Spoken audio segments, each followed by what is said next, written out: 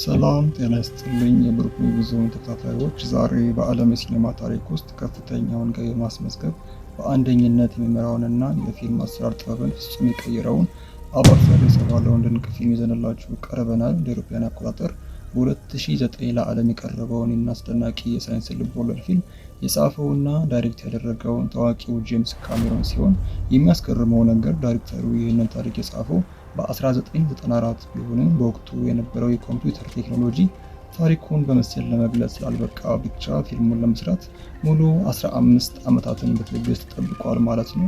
ፊልሙ ዝም ብሎ የቴክኖሎጂ ውጤት ሳይሆን በአረንጓዴዋ ፓንዶራ ፕላኔት ላይ የሚኖሩትን የናቪ ህዝቦችን በመወከል ስለ ተፈጥሮ ጥበቃ፣ ስለ ሰው ልጅ ስግብግብነትና የአገሩ ተወላጆች መብት መከበር ያለውን ከበድ ያለ ማህበራዊ መልእክት በዜና መልክ ያቀርብልናል ማለት ነው።